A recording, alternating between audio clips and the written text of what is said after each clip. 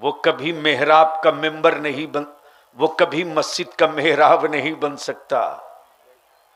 जो पत्थर छेनियों की चोट न बर्दाश्त कर सके, वो पत्थर कभी मस्जिद का मेहराब नहीं बन सकता।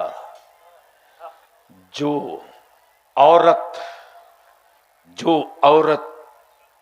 विलादत का दर्द न बर्दाश्त कर सके, वो कभी मां नहीं बन सकती, वो कभी मां नहीं बन सकती।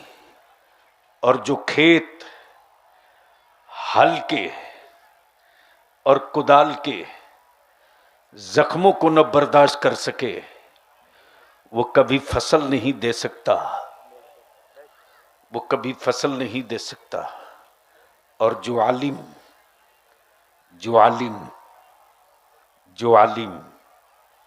बखील हो जाए, वो कभी वारिसे पैगंबर नहीं हो सकता। जो आलिम बखील हो जाए, वो कभी वारिसे पैगंबर नहीं हो सकता। और जब बाप अपने लहू का सौदागर हो जाए, वह इंसानी गोश्त का व्यापारी तो हो सकता, सालेह बाप नहीं हो सकता। इसलिए बलिया भी तो दावत देता है। पूरे मुल्क में इस तारीख बेदारी ने एक तूफान को रोक दिया है। और बाईसी वालों, सिर्फ बाईसी और रोटा वालों, तुम अगर चाह लो तो हर गांव से 10-10, 20-20 जमीर वाले खड़े हो जाएं, तो एक चटाई बना दिया जाए। और उस चटाई का एक फैसला अगर सिर्फ लागू कर दिया जाए, तो कुफ्र के किसी कुत्ते में औकात नहीं जो मेरी बेटियों के हया की चादर की तरफ पलटकर देखने की गलती कर सके। लेकिन अफसोस, हर काम के लिए आपके पास पैसे बहुत है। नस्लों के मुस्तकबिल के नक्शे बनाने के लिए आपके पास पैसे नहीं है। और माफ कीजिएगा, हम अपने उलमाए कराम से अपने दर्द दिल बयां कर दें। जब कोई तहरीक चले, कोई मोमेंट खड़ा हो, तो मेरी जमात का मौलाना पूछता है कि इसमें हमको क्या फायदा होगा। ये भुगत चुका हूं, हमको क्या फायदा होगा। लेकिन शायद ये जितने लोग बैठे हैं, इनमें से शायद ही कोई बचा होगा भी जिनकी उम्र 90-95 होगी। उनसे पूछना, ये वही रजानगर बांसबाड़ी है जिस इलाके में मेरे मुफ्ती आजम के लिए लोग सैलाब आया था तो चारपाई लेकर दौड़ पड़े थे। और इसी गिरदो नवाह में मसलके आला हजरत का एक न हिलने वाला पिलर, तवसव्वुफ तरीकत का एक मीनार, जिसका नाम अल्लामा शाह गुलाम यासीन शाह रशीदी अलैहि रहमा हजामत करा रहे थे। नाई आधा बाल काट चुका था। किसी मुरीद ने कहा मुफ्ती आजम आ रहे हैं। वो आधा बाल कटे हुए उसी आलम में इस्तकबाल के लिए आबादी से बाहर निकल चुके थे। यह अहले सुन्नत है, यह अहले सुन्नत है, यह हमारी पूंजी है। लेकिन इस पूंजी को बेच दिया लोगों ने, इस पूंजी को टुकड़े टुकड़े कर दिया लोगों ने। मेरे अजीज, दवा खाते हो तो उसकी तासीर को महसूस करने में वक्त लगेगा। सिर्फ 2 काम कर दो, नहीं याद है तुझको? इसी 22 में रईसुल कलम अल्लामा अरशदुल कादरी और मुजाहिदे दौरा अल्लामा सैयद मुजफ्फर हुसैन के चौचवी ने शामियाने की रस्सियां रात में खूंटा ठोक कर बांधा, अहले सुन्नत को जिंदगी देने के लिए, सुलह कुल्लियत के खात्मे के लिए। और इसी गिरदो नवाह में चाहे अशरफिया हो के रजबिया, तहसीनिया हो के रजबिया, इन सलासिल के मशाइख ने गांव की पगडंडियों में जहां बैलगाड़ी के अलावा कुछ न जाए, इसी सिरसी में जब बलियाबी नदी पार करके गया हो और बैलगाड़ी से, तो सोच सकते हो वो इलाका कैसा रहा होगा। लेकिन हमने अपने असलाफ की कुर्बानियों को, हमने अपने बुजुर्गों के अखलास को, हमने अपने बुजुर्गों की लगाई हुई फसलों को पानी तो नहीं दिया, नफरत की माचिस मार के आग लगा दिया। बचा सकते हो तो बचा लो, रोक सकते हो तो रोक लो। हजरत बहुत थे, दरसगाहों में हजरत, खानकाहों में हजरत, फिर आला हजरत की जरूरत क्यों पड़ गई? तवज्जो चाहो। तो जब कई हजरत लड़ते हो,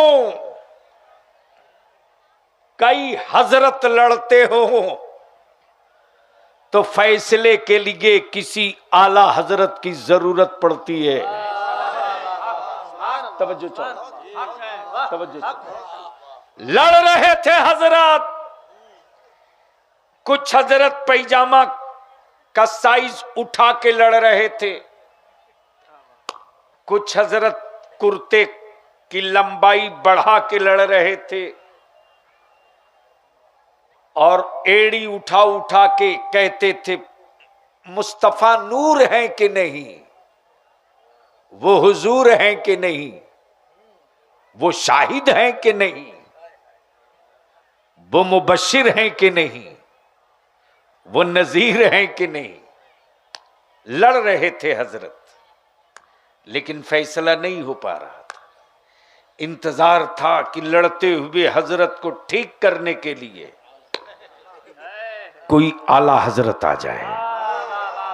बोल दो, बोल दो, बोल दो, अरे जोर से बोल दो। तवज्जो। अरे बाप, बहुत देर बोल दिया, बस आखिरी हिस्सा गुफ्तगू का। देखा, ये दोनों हजरत लड़ रहे थे, इधर से अख्तर परवाज हजरत और इधर से असजद रजा हजरत। असजद रजा साहब कह रहे हैं कि अरे साहब, जहाज तो पूरा 1.5 हाथ का है, 1.5 हाथ का। अख्तर परवाज ने कहा गलत, पक्का 150 फीट का है। दोनों लड़ रहे हैं, ई कहें 1.5 हाथ, ई कहें 150 फीट। तो मेरे समझ में बात ये आ रही थी कि यार 1.5 हाथ वाले को बहुत खींचोगे तो 10 हाथ फैलेगा, ये पक्का 150 फीट कैसे हो जाएगा। मेरे समझ में बात नहीं आई कि यार ये लड़ाई कहां तक जाएगी। मैंने कहा ठीक है, थोड़ा दम धरिए। मैंने कहा हज़रत मुफ्ती साहब, आप तो बहुत सारे जटिल जटिल निकाह तिलाक के मसले को हल करते हैं, दारुल कज़ा में जब ये बैठते हैं तब लगेगा आपको, बैठ जाएंगे दारुल कज़ा में तो आप इनके खानदान के ही या इलाके के नहीं पहचानेंगे, जो कज़ा के मनसब का तकाजा है सिर्फ उसको पहचानेंगे। तवज्जो चाहो, मेरे अजीज लड़ रहे थे। मैंने कहा मुफ्ती साहब, इसका कोई हल? बोले हल तो पहले यही है कि जाना जाए कि जहाज को किसने कहां से देखा है। तवज्जो चाहो, जहाज को किसने कहां से देखा है, किसने कहां से देखा। मैंने कहा असजद साहब, आपने जहाज कहां से देखा? बोले क्या बात करते हैं साहब, दिन में 20 मरतबा मैं अपने छत से देखता हूं। बागडोगरा से पटना इधर ही से जाता है, बागडोगरा से दिल्ली इधर ही से जाता है, दिल्ली से गुवाहाटी इसी रास्ते से आता है। दिन भर में 20 बार देखा हूं, 1.5 हाथ से बेसी का है ही नहीं है। मैंने कहा कि अज़्ज़त साहब, अख्तर परवाज साहब, आपने कहां देखा? कहा दिल्ली में सवार हुए थे उसी जहाज पर, हम भी बागडोगरा उतरे हैं, चढ़ के देखा है। तवज्जो जहाज की देखने की नवैयत अलग अलग। एक ने छत से देखा तो 1.5 हाथ, एक ने करीब से देखा तो 150 फीट। नबी एक, देखने वाली आंखें 2, एक ने दूर से देखा, एक ने करीब से देखा। जिसने मुस्तफा को दूर से देखा उसे रसूल अपनी तरह दिखे। इमाम अहमद रजा ने करीब से देखा तो नूरुन अला नूर। नारे तकबीर, नारे रिसालत, मसलके आला हजरत और से नूरी फैजाने मुफ्ती आज़मे हिंद। सुभान अल्लाह, सुभान अल्लाह, वाह, जिंदाबाद। अच्छा, आप हजरात बैठ जाइए, आप लोग परेशान मत होइए, लफुआ सबका इलाज है। अभी 2 सिपाही सिविल में जो मेरे साथ आया है ना, दे देगा 2-4 खुराक, 6-7 महीना अंदर रहेगा, दिमाग ठंडा रहेगा। दरूद शरीफ पढ़ लीजिए। अल्लाहुम्मा सल्ली अला सय्यिदिना व मौलाना मुहम्मदिन। लगा दीजिए एक मर्तबा अल्लाह करके, लब्बैक लब्बैक या रसूल अल्लाह, लब्बैक या रसूल अल्लाह, लब्बैक चारों तरफ से, चारों तरफ से, चारों तरफ से बाबा से बुलंद, लब्बैक या रसूल अल्लाह, लब्बैक या रसूल। हमारे ईमान वालों, दम लगाओ, करबला वाले के मानने वाले हो, बोलो मोहब्बत से, लब्बैक या रसूल अल्लाह, लब्बैक या रसूल अल्लाह, लब्बैक या रसूल अल्लाह। बस आखिरी जुमला बलियाबी की सुन लीजिए। चंद ही लम्हे के बाद, चंद ही मिनट के बाद नबीरे आला हजरत, नबीरे आला हजरत, पीरे तरीकत, ताजुस सुन्ना, हजरत अल्लामा मौलाना मुफ्ती शाह तौसीफ रजा खान साहब दामो फौजुकुम बरेली शरीफ की आमद होने वाली है। बस आखिरी हिस्सा गुफ्तगू का। ईमान से बोलो मुसलमानों,